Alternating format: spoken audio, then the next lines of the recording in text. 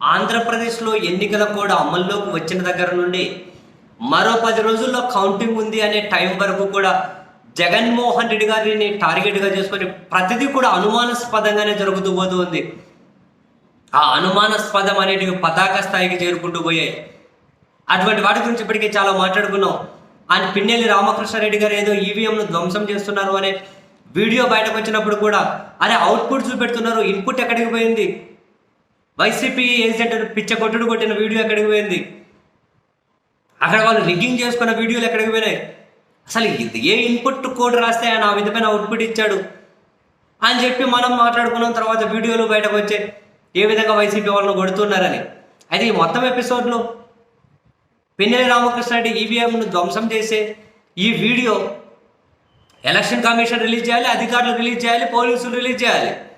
కానీ నారా లోకేష్ ట్విట్టర్లో ఎట్లా రిలీజ్ చేశాడు, ఎందుకు రిలీజ్ చేశాడు, ఆయన దగ్గరికి ఎట్లా పోయింది, ఆయనకి ఎవరు ఇచ్చారు, అది ఒరిజినల్ కాదా నిర్ధారించుకోకుండా ఈసీ దేని బేస్ చేసుకొని పిన్నెల్లి అరెస్ట్గా ఆదేశాలు ఇచ్చింది. అండ్ మనకు అది క్లియర్ కట్గా కనిపిస్తూ ఉంది.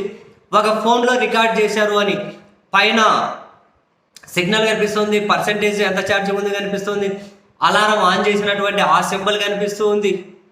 క్లియర్గా ఫోన్లో రికార్డ్ చేశారు అని, ఒక స్క్రీన్ క్యాప్చర్ లాగా చేశారని చెప్పి అనిపిస్తూ ఉంది, స్క్రీన్ రికార్డర్ లాగా. అరే పోలింగ్ బూత్లోకి ఫోన్లు తీసుకెళ్ళొద్దు కదా, అసలు ఇది ఎవరు రికార్డ్ చేశారు? ఇది ఒక 20-22 నిమిషాల వీడియో ఉంటే 12 నిమిషాల చేంజ్ దగ్గర వాళ్ళకి కావాల్సింది మాత్రమే ఎవరు రిలీజ్ చేశారు? అసలు నారా లోకేష్ ట్విట్టర్లోకి ఎందుకు ఇది వచ్చింది? 10 రోజుల తర్వాత ఇది ఏ విధంగా ఇట్లా వచ్చింది? 10 రోజుల తర్వాత ఎందుకు రిలీజ్ చేశారు?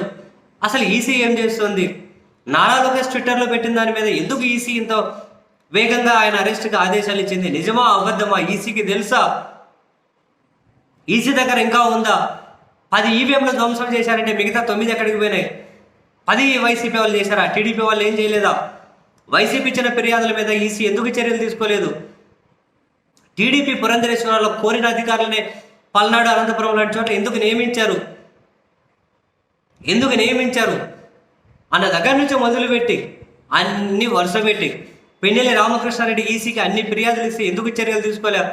పోలింగ్ జరిగిన రోజు కూడా అక్కడ రిగ్గింగ్ జరుగుతుందని పిన్నెల్లి రామకృష్ణారెడ్డి 2 లేఖలు రాస్తే 4 ఫోన్లు చేస్తే ఈసీకి ఎందుకు చర్యలు తీసుకోలే? ఆయన విసిగి వేసారిపోయేంత వరకు ఎందుకు పరిస్థితి వచ్చింది? వైసీపీ ఏజెంట్ను కొడితే ఎందుకు చర్యలు తీసుకోలే? ఎందుకు నియంత్రించలే రిగ్గింగ్ని? ప్రతిదీ అనుమానాస్పదంగానే ఉంది. అన్ని ప్రశ్నలే మిగులుతున్నాయి. సమాధానం చెప్పే వ్యవస్థనే లేకుండా పోవడం నిజంగానే ఆంధ్రప్రదేశ్ ప్రజలకైతే ఒక దౌర్భాగ్యం అవ్వ.